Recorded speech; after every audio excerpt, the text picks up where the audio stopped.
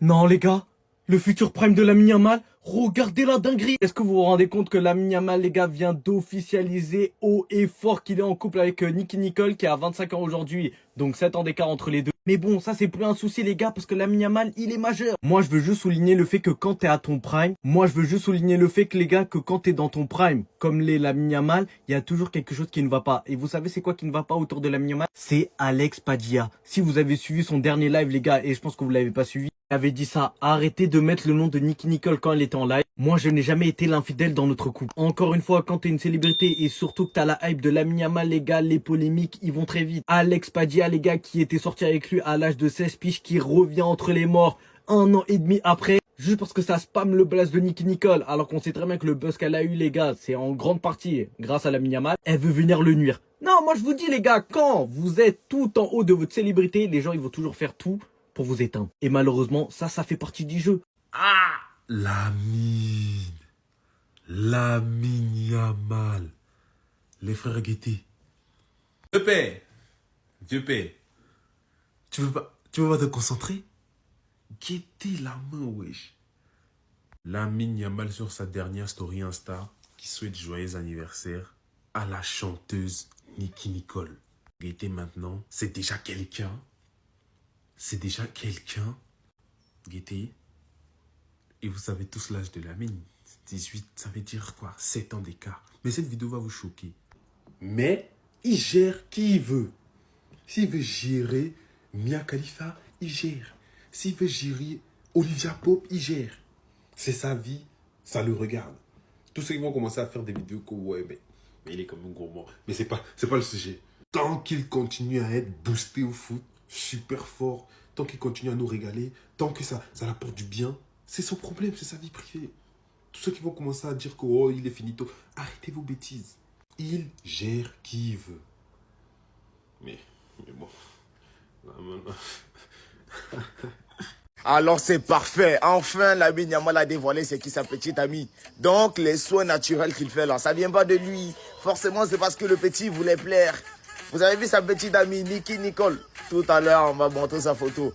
Donc quand il faisait ses cheveux là, tout ça c'est pour plaire. Venez parler encore. Il a 18 ans maintenant, non? Elle n'a plus de 35 ans. Venez parler.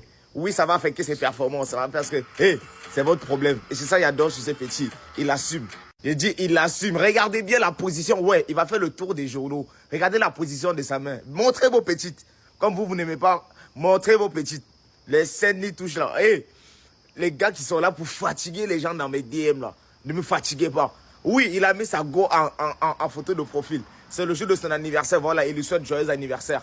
Regardez la position de la main de Lamine Yamal. Là, il a 18 ans, il est majeur. Parlez encore. Il peut prendre ses décisions. Parlez. Tant que sur le terrain, là, le petit nous délivre des masterclass comme ce qu'il fait. Moi, j'adore. Et puis, il assume. Merci, petit. Merci.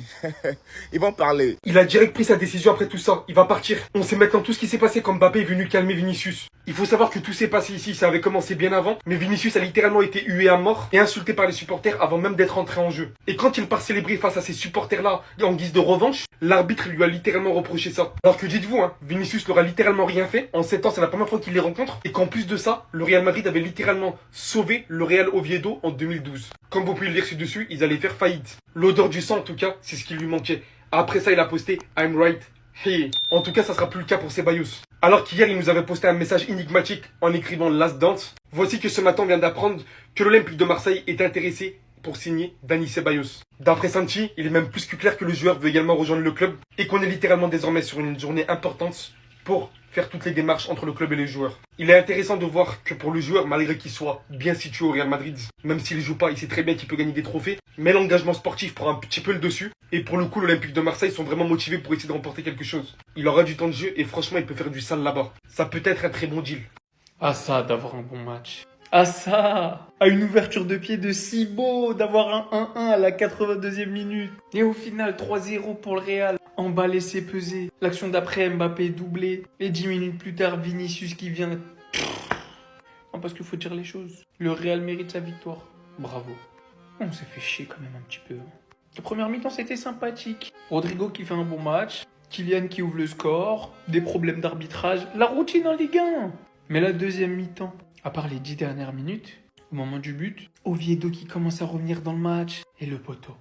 Le poteau qui gâche tout. Résultat des courses, Kylian joueur du match, mérité.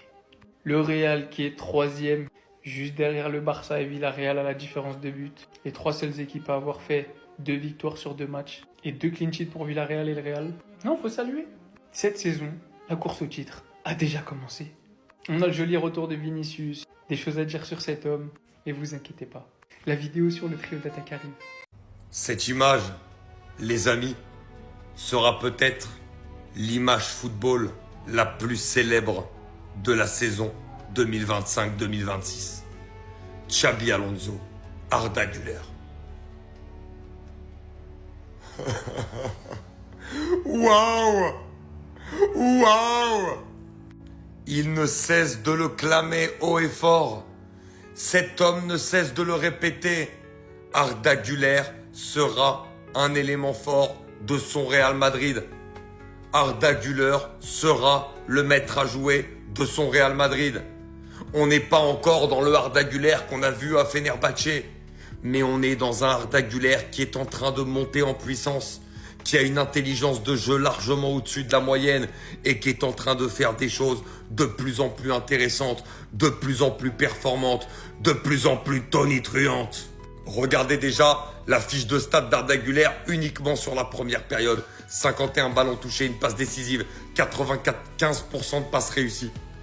3 passes dans le dernier tiers, 7 occasions créées, 7 passes clés, 2 duels gagnés. Ce petit a quelque chose et Xabi Alonso semble bien vouloir nous le prouver à 100%. Arda Güler, c'est un petit pour qui on aime le football. Et petit à petit, avec Xabi Alonso, je pense qu'on va vraiment voir ce qui va se passer. Et si Dani Ceballos quittait le Real Madrid cette semaine? Après la victoire du Real Madrid face à Oviedo, Ceballos a mis une story, il a mis une photo de lui et en descriptif Last Dance, qui veut dire dernière danse. Pour moi, clairement, je vous le dis, j'ai l'impression qu'il est en train de nous dire au revoir.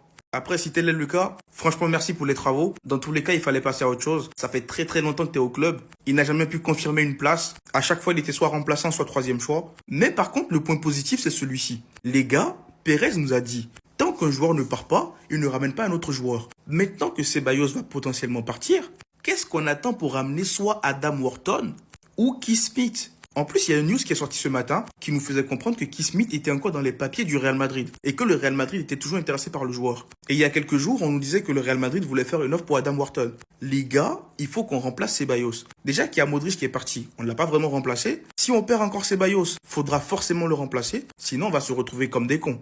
Donc vu que Ceballos va libérer une place dans l'équipe, pour moi, il faut absolument aller recruter un milieu bon balle au pied et bon dans la gestion du tempo. Adam Wharton, les gars, ou Keith Smith. Keith Smith, on le connaît un peu moins parce qu'il est très jeune.